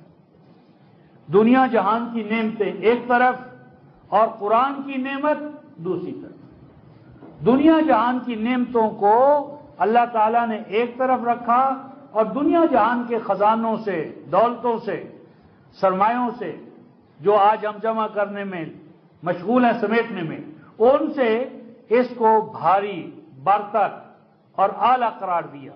لیکن یہ شعور کن میں ہے؟ ایمان والوں میں۔ اور ایمان والوں کے امام نبی مکرم صلی اللہ علیہ وسلم نے، ان کا شعور کیا ہے کلام الہی کے بارے میں؟ اس کے لیے حوالہ لکھ لیں، سورہ الاعراف 7ویں سورہ آیت 196، فرمایا ان ولی، میرا کارساز، میرا حاجت روا، میرا سرپرست وہ اللہ ہے۔ حضور علیہ السلام فرماتے ہیں میری ولایت و سرپرستی اس اللہ کے حوالے سے ہے، الذی، وہ اللہ کون سا اللہ رفقائے محترم؟ نزل الکتاب وہو یتولی الصالحین، جس نے مجھے کتاب عطا کی ہے، جس نے میرے اوپر کتاب اتاری ہے۔ یعنی اللہ کی ولایت، یہ کام ہے رفقائے، امر کن سے پوری کائنات عدم محض سے پیدا کی۔ اللہ کی کتنی طاقتیں ہیں، لیکن اللہ کی سب سے بڑی طاقت اس کا کلام ہے رفقائے، اس کا کلام، اس کا قانون، اس کا نظام۔ تو اللہ، وہ اللہ میرا ولی ہے، نزل الکتاب، جس نے کتاب عطا کی، وَهُوَ يَتَوَلَّى الصَّالِحِينَ، اور اس اللہ کا وعدہ ہے کہ وہ صالحین کی سرپرستی فرماتا رہے گا۔ جو صالحین اس کتاب الہی کے توسط سے اللہ کے ساتھ جڑیں گے تو وہ سرپرستی اللہ ان کی فرماتے رہیں گے۔ تو یہ 196 تو اے ایمان والو اللہ کی نعمت کو پیش نظر رکھنا۔ اور آگے کیا فرمایا؟ وَمِيثَاقَهُ الَّذِي وَاثَقَكُم بِهِ، اور اس نعمت کتاب کے ساتھ ساتھ ایک اور چیز کو بھی یاد رکھنا۔ وہ یاد کیا رکھنا ہے رفقائے محترم؟ میثاق، میثاق الکتاب، کتاب کو یاد رکھنا، میثاق الکتاب کو یاد رکھنا۔ کون سا میثاق رفقائے محترم؟ الذی واثقکم بہ، وہ میثاق کتاب الہی کے حوالے سے جو اللہ پختہ طریقے سے تم سے لے چکے ہیں۔ اور وہ پختہ میثاق کیا ہے رفقائے محترم آپ کا اور ہمارا؟ اذ قلتم، جب تم کہہ چکے، جب تم زبان دے چکے، جب تم اس امر کا اقرار اور اعتراف کر چکے۔ کیا اعتراف کیا، کیا اقرار کیا ہم نے؟ فرمایا سمعنا واطعنا، اے پروردگار عالم ہم آپ کا کلام سنتے رہیں گے۔ سمعنا، سنتے رہیں گے۔ اور سننا وہ سننا نہیں ہے رفقائے محترم جس کو انسان سمجھے نہیں، جس پہ چلے نہیں۔ سمعنا، ہم سمجھنے والے بندیں گے، اور اطعنا، ہم اس پہ چلنے والے بنیں گے۔ ہم اے اللہ آپ کا کلام سنتے رہیں گے، سمجھتے رہیں گے، سمجھاتے رہیں گے، واطعنا، اس پہ چلتے رہیں گے، چلاتے رہیں گے۔ اور اے ایمان والو واتقوا اللہ ان اللہ علیم بذات الصدور، اے ایمان والو اللہ کے احکام کی خلاف ورزی سے اپنے آپ کو بچانا۔ اللہ کے ساتھ میثاق کو معمولی نہ سمجھنا، اس کی خلاف ورزی نہ کرنا۔ کیوں؟ کہ تمہارا اس اللہ کے ساتھ واسطہ ہے، اس اللہ کے ساتھ تم یہ عہد و پیمان کر رہے ہو۔ ان اللہ علیم بذات الصدور، وہ کوئی فوج کا محتاج نہیں، پولیس کا محتاج نہیں، جواسیس کا محتاج نہیں، وہ اللہ تو براہ راست جاننے والا ہے کن چیزوں کو؟ بذات الصدور، جو دلوں میں، دماغوں میں جو ارتعاش پیدا ہوتا ہے، خیالات، احساسات پیدا ہوتے ہیں، اس ڈاڈے اللہ کے ساتھ تمہارا رابطہ ہے، تعلق ہے، یہ عہد و پیمان ہے۔ اور اے ایمان والو یا ایھا الذین آمنو، اے ایمان والو کونوا قوامین للہ شہداء بالقسط، اے ایمان والو کھڑے ہو جاؤ، کونو ہو جاؤ، کیا ہو جاؤ رفقائے محترم؟ قوامین، قوام قیام سے، صرف کھڑے ہونے والے نہیں، کھڑا کرنے والے۔ خود کھڑے ہو جاؤ اور دائیں بائیں قیام، دوسروں کو کھڑا کرو، خود بھی کھڑے ہو جاؤ، اور اپنے بھائی بندوں کو، اہل و عیال کو بھی کھڑا کرو۔ اور دیکھو تمہارا یہ کھڑا ہونا اور کھڑا کرنا کسی کے لیے نہ ہو، سیکرٹری صاحب کے لیے، خاوند کے لیے، باپ کے لیے۔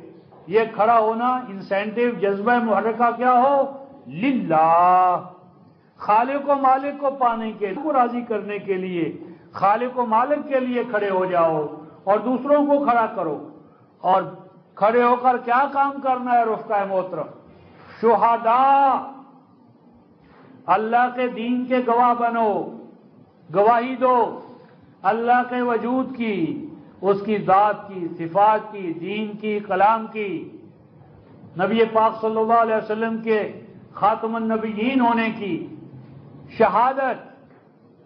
اور رفقائے محترم مومن تو شہید ہے ہر وقت، مقتول فی سبیل اللہ ہی شہید نہیں ہوتا، بلکہ ہر مومن شہید ہے۔ آپ صلاۃ میں تشہد کے بغیر اس سے کیسے نکلیں گے؟ تشہد اور اشہد ان لا الہ الا اللہ واشہد ان محمد عبدہ ورسولہ۔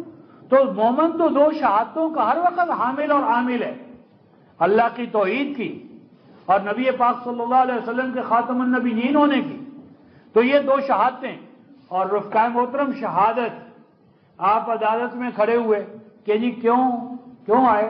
جی گواہی دینے کے لیے آؤں۔ کس چیز کی گواہی دینی ہے بھائی؟ کس بات کے گواہ ہو؟ کس ایونٹ کے، حادثے کے، واقعے کے گواہ ہو؟ گواہ وہ ہوتا ہے جو براہ راست علم رکھے۔ کہا جی نہیں میں نے باپ سے سنا ہے، دادا سے سنا ہے، تو باپ دادا کی گواہی رفقائے محترم عدالت میں گواہی قبول نہیں ہے، اٹھنی چونی بھی نہیں مل سکتی، تو گواہی براہ راست آپ کی گواہی، اور گواہی تب ہوگی جب واقعے کا علم ہو، براہ راست علم ہو۔ تو گواہ بننا ہے اللہ کے قرآن کا، دین کا، اور براہ راست علم قرآن۔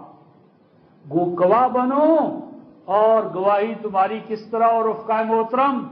بالقسط، عدل پہ مبنی ہو۔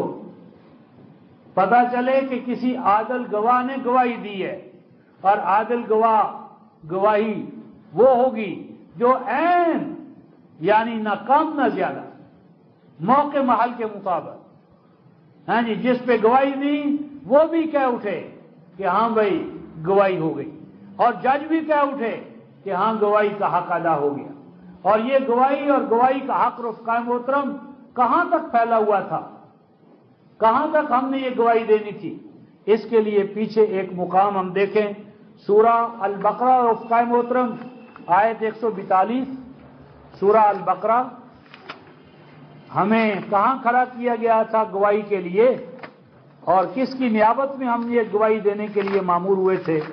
سورہ البقرہ یہ 27 صفحہ ہے، 27 صفحہ،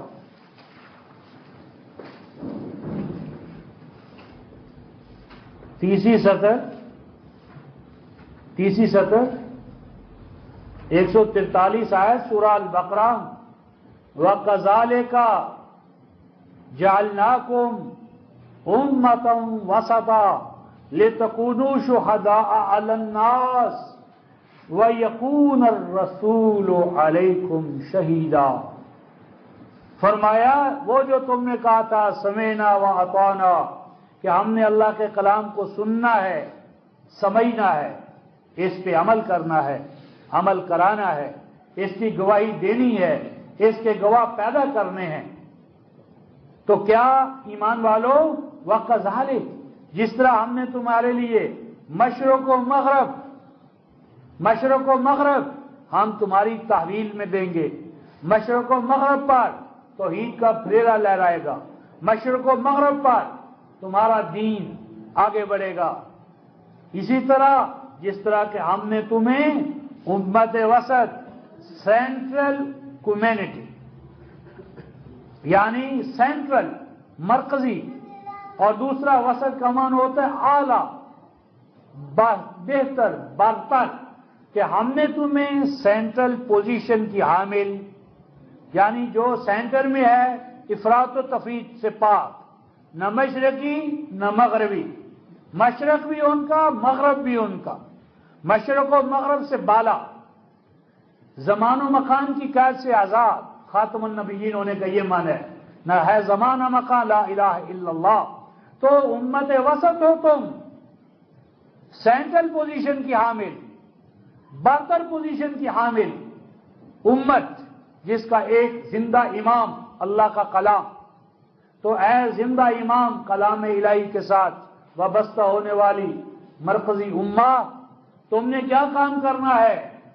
لِتَكُونُوا شُهَدَاءَ عَلَى النَّاسِ، تمہیں اللہ پاک نے بنایا ہے گواہی دینے والا، شہداء، شہید، شاہد، گواہی دینے والے۔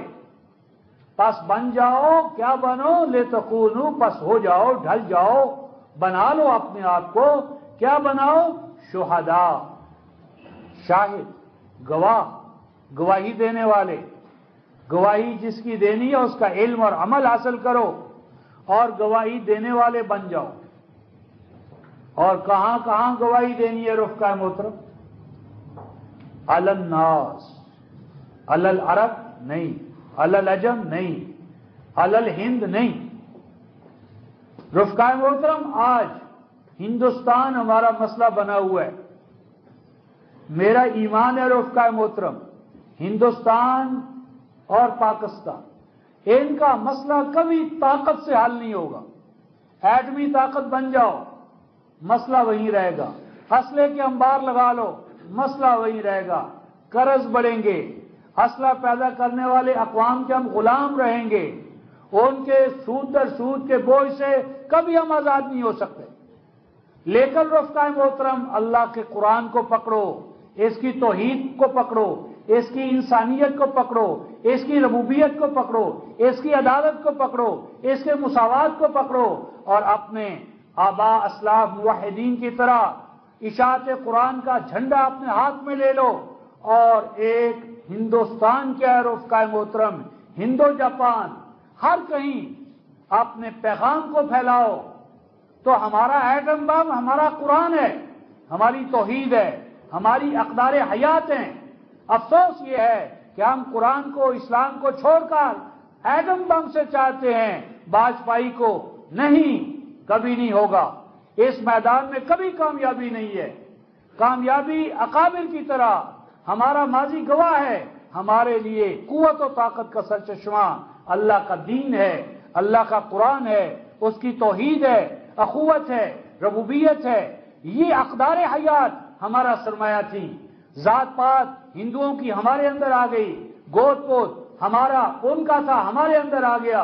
और कौन कौन सी परस्तशें हैं तौहीद के मुकाबले में जो उनकी थी हमारे अंदर आ गई।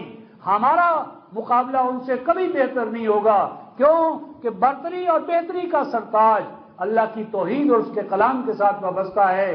तो आइए रफ़क़ाए मोहतरम, हम अहद करें। दुनिया एटम बम बनाती है, हम कुरान का एटम बनाएं, कुरान की तौहीद सीखें, कुरान की शहादत और इशाअत और खिदमत और इसको अपना नस्ल बनाएं।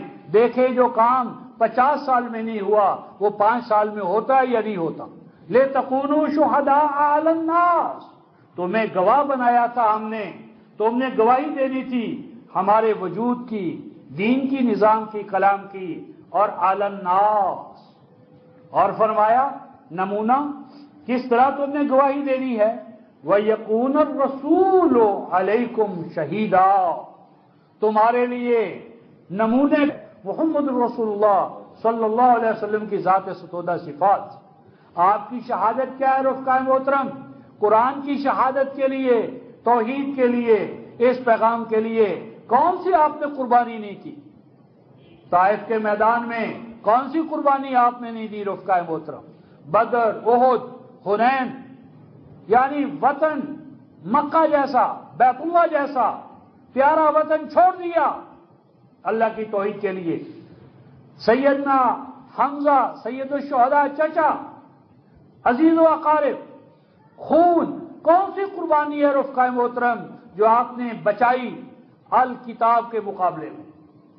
तो क्या हम चाहते हैं कि हम कुर्बानियों के बगैर हम हसीबतुम अन तदखुलुल जन्नह वलम्मा यातिकुम मसलुल लज़ीना खलौ मिन क़ब्लिकुम मस्सतहुमुल बासाउ वज़्ज़र्रा वज़ुल्ज़िलू हत्ता यक़ूल अर्रसूल वल्लज़ीना आमनू माहु मता नस्रुल्लाह अला इन्ना नस्रुल्लाहि क़रीब। अगर मेरे और आपके इमाम और शहीद आज़म के रास्ते में बदर है, हुनैन है, ताइफ है, खंदकें हैं, दांत, चेहरा, शहीद, जख्मी, और आप चाहते हैं हमारे लिए दीन फूलों की सेज हो, कोई कुर्बानी ना देनी पड़े, कोई कांटा पांव में न चुभे, कोई जिस्मो जान पर आंच ना आने पाए और कामयाबियां मिलती चली जाएं।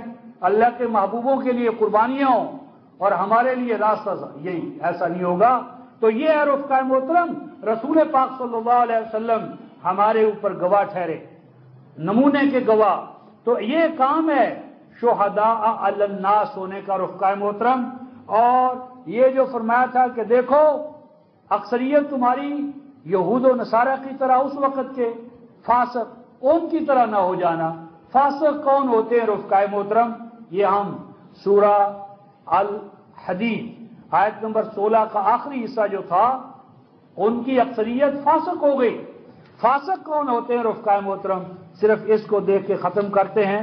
सूरा अल बकरा جہاں ہم پہنچے ہوئے ہیں اس کی آیت نمبر 26 اور 27، یہ صفحہ 6 اور 7 ہے۔ فاسق کون ہوتے ہیں اور آج ہم کس مقام پر ہیں؟ یہ صفحہ 7 پہ جو سطر ہے رفقائے محترم پہلی، وہ پیچھے سے یوں چلی آتی ہے، یضل بہ کثیرا ویہدی بہ کثیرا۔ عام ترجمہ اس کا یہ ہے کہ اللہ بہتوں کو اس قرآن کے ذریعے گمراہ کرتا ہے۔ غلط بات ہے۔ گمراہ کرنے کے لیے قرآن نازل کرنے کی کیا ضرورت تھی رفقائے محترم؟ قرآن تو نور ہے۔ آپ کہیں گے میں آپ کے لیے بلب جلا رہا ہوں، روشنی کر رہا ہوں، اور پھر کہیں کیوں روشنی کر رہا ہوں؟ تاکہ آپ کھڈ اور کھائیوں میں گریں۔ روشنی اس لیے ہوتی ہے کہ کھڈ اور کھائیوں میں گرا جائے؟ روشنی تو اس لیے ہے کہ کھڈ اور کھائیوں میں آپ کو گرنے سے بچایا جائے۔ قرآن تو نور ہے۔ کیا نور اس لیے آیا کہ ہم کھڈ اور کھائیوں میں گریں؟ نہیں، غلط۔ تو وما یضل، یہ جو ہے یضل کا معنی گمراہ کرنا نہیں، گمراہ قرار دینا۔ یہ باب افعال ہے، نسبت الی الماخذ یا وجدان، یعنی اللہ پاک اس قرآن کے اساس پال کے ذریعے ہدایت یافتہ بھی قرار دے رہے ہیں اور گمراہ بھی۔ گمراہی کا فتویٰ لگے گا اگر کتاب اللہ کی اقدار کو نہ اپنایا۔ ہدایت و ہادی و مہدی ہونے کا اللہ تعالیٰ کا سرٹیفکیٹ ہوگا اگر اس معیار پر پورے اترے۔ وما یضل بہ الا الفاسقین، اور نہیں گمراہ قرار دیتے اللہ پاک اس قرآن پاک کے حوالے سے مگر ان کو گمراہ قرار دیتے ہیں کون؟ جو فاسق ہوتے ہیں۔ فاسق کون ہوتے ہیں؟ ہر فرقے نے فاسق کی اپنی تعریف کی ہے کہ اس پر مخالف پر فٹ آ جائے۔ فاسق کون ہوتے ہیں رفقائے محترم؟ یہ کہیں قرآن نظر دوڑائیں، آیت کے نشان پر لا لکھا ہوا ہے، لا۔ اور یہ قرآن فہمی کا ایک مستقل قرآنی اصول ہے رفقائے محترم کہ جہاں بھی کوئی پراپر ناؤن آئے، ایڈجیکٹو پراپر ہو، ناؤن ہو یا ایڈجیکٹو ہو، اور اس پر لگا ہو ال، جیسے الفاسقین، تو اس کو قرآن حکیم نے اگلی آیات میں خود ڈیفائن کیا ہے۔ ڈیفینیشنز الفاسقین کی اللہ پاک خود ڈیفائن کر رہا ہے۔ ہوا فاسق، فاسق کون؟ کوئی ایسا نہیں ہوا، کبھی ایسا نہیں ہوا رفقائے محترم کہ آئین ساز ادارہ آئین تو بنائے لیکن آئین میں جو تشریح طلب شکے ہیں ان کو جرسٹوں پر چھوڑ دے، وکلاء پر چھوڑ دے، ججوں پر چھوڑ دے کہ تم اجماع کر لینا۔ تو ایسا آئین ساز ادارہ جو آئین کی بنیادی شکوں کی تعریفات وکلاء، ججز اور ان پر چھوڑ دے، وہ فساد فی الحال کا باعث بنے گا، وہ فساد ہی فساد پیدا کرے گا۔ لہذا کانسٹیٹیوشن بنانے والے کا یہ لازمہ ہے کہ جب وہ آئین بنائے، بنیادی شکیں طے کرے تو ڈیفائن خود کرے۔ اللہ پاک نے اپنے اس بنیادی آئین کی بنیادی شکوں کو خود ڈیفائن کیا۔ کون ہے فاسق؟ الفاسقین۔ فاسق کون ہے؟ نمبر 1، الذین ینقضون عہد اللہ من بعد میثاقہ، یہ ہے فاسق۔ فاسقوں کی پہلی پہچان کیا ہے؟ وہ توڑتے ہیں، نقض، پارا پارا کر دیتے ہیں، توڑ دیتے ہیں۔ کیا توڑتے ہیں؟ اللہ کے ساتھ کیے گئے عہد و پیمان کو۔ کب؟ من بعد میثاقہ، جب انہوں نے اس عہد و پیمان کو پختہ کر لیا۔ ابھی ہم نے سورہ مائدہ کی آیت نمبر 7 میں عہد پڑھا تھا، سمعنا واطعنا، پردے ڈالیں۔ ایک اور عہد و پیمان سورہ توبہ آیت نمبر 111، ان اللہ اشتری من المؤمنین انفسهم واموالهم بان لهم الجنہ، اللہ کے ساتھ محمد عہد کرتا ہے، اللہ جان اور مال میں دیتا ہوں، جان و مال سے دستبردار ہوتا ہوں تاکہ میں جنت پاؤں۔ جنت لینے کے لیے جان و مال سے کیا ہونا؟ دستبردار ہونا، اور آپ جنت کے بھی اپنے آپ کو مالک سمجھیں اور جان مال بھی اپنی ملکیت رکھیں، یہ بدعہدی ہے۔ اور صلاۃ میں اللہ اکبر کہہ کر ہم ہاتھ اٹھاتے ہیں، ہر تکبیر پر ہم ہاتھ کیوں اٹھاتے ہیں؟ خاص طور تکبیر تحریمہ، ہاتھ اٹھانا کنایا ہے رفقائے محترم کسی چیز کی ملکیت سے دستبردار ہو جانا۔ ہم صلاۃ میں اللہ اکبر کہہ کر ہاتھ اٹھا لیتے ہیں، کیا مانا؟ ہم اپنی بلانگنگ سے، ملکیت سے، اختیار و ارادے سے دستبردار ہو گئے، اللہ کے اختیار کے سامنے ہاتھ باندھ لیے۔ اب ہاتھ کھلیں گے تو اللہ اکبر پر، بند ہوں گے تو اللہ اکبر پر۔ تو یہ ریہرسل تھی بار بار کہ اے ایمان والو، تم جان و مال کے مالک نہیں رہے، اب تمہاری حیثیت کیشیئر کی ہے، جیسے مالک کہے گا تم انفاق کرتے رہو گے۔ تو جان اور مال دے کر جنت پانے کا ہے، کلام الہی کو غالب کرنے کا ہے، شہادت دینے کا ہے، اتباع اور اطاعت کا ہے، یہ سارے عہد کیے، پھر ان کو کیا پامال، ٹکڑے ٹکڑے۔ یہ فاسقوں کی ہوئی پہلی پہچان۔ نمبر 2، وَيَقْطَعُونَ مَا أَمَرَ اللَّهُ بِهِ أَن يُوصَلَ، اور قطع کر دیتے ہیں، ڈسکنیکٹ کر دیتے ہیں، ما ان چیزوں کو، امر اللہ اللہ نے حکم دیا ہے، بہی ان کے بارے میں، ان یوصلا کہ ان کو جوڑ کر رکھا جائے، ان کو جوڑا جوڑا اللہ نے بنایا ہے، بس ان کو جوڑا جوڑا ہی رکھو۔ مثلا جہاں کہیں اقام الصلاۃ ہے، اس کا دوسرا جوڑا کیا ہے؟ آتوا الزکات۔ پس صلاۃ کو زور کا موضوع بنانا اور زکوٰۃ کو نظر انداز کرنا فاسق۔ ایمان پر زور دینا، وَعَمِلُوا الصَّالِحَاتِ نظر انداز کرنا فاسق۔ اسی طرح کتاب پر زور دینا، احکام پر زور دینا، والحکمہ حکمت کو نظر انداز کر دینا، اطاعت میں جوڑ اس کو توڑ دینا، دنیا اور آخرت۔ تو یہ جتنی بھی جوڑ کی چیزیں ہیں رفقائے محترم، ان میں توڑ پیدا کر دینا۔ اور سب سے بڑا جوڑ اللہ تعالیٰ نے اپنی کتاب میں رکھا، وَلَقَدْ وَصَّلْنَا لَهُمُ الْقَوْلَ لَعَلَّهُمْ يَتَذَكَّرُونَ۔ تو کتاب الہی کا ربط توڑ دینا، کتاب و حکمت کا ربط توڑ دینا، صلاۃ و زکوٰۃ کا ربط توڑ دینا، فرد اور جماعت کا ربط توڑ دینا، امت اور امام کا ربط توڑ دینا، دنیا اور آخرت کا ربط توڑ دینا، عمل اور نتائج کا ربط توڑ دینا، یہ تمام جو بے ربطیاں ہیں یہ فسق کے مظاہر ہیں، فسق کی علامات۔ نمبر 3، وَيُفْسِدُونَ فِي الْأَرْضِ زمین میں فاسق وہ ہیں جو فساد پیدا کرتے، اور فساد آج روئے کلام الہی کیا ہے رفقائے محترم؟ سورہ البقرہ کی آیت نمبر 204 205۔ فسق کیا ہے؟ یعنی فساد کیا ہے؟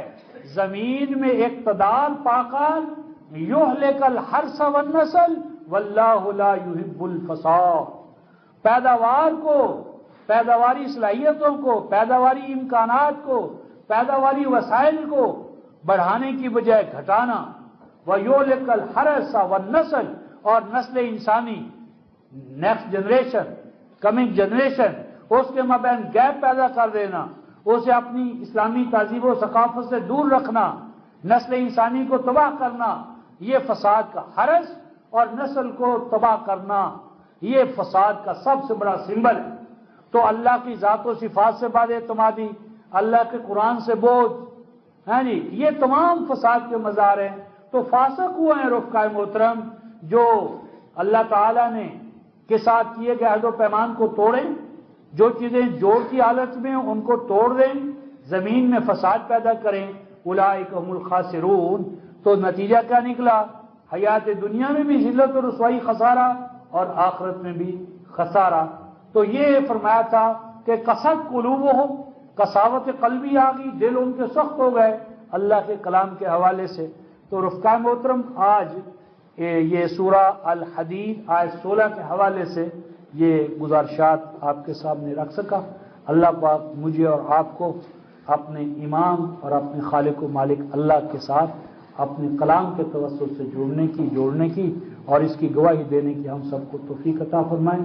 آخر دعوانا ان الحمدللہ رب العالمین۔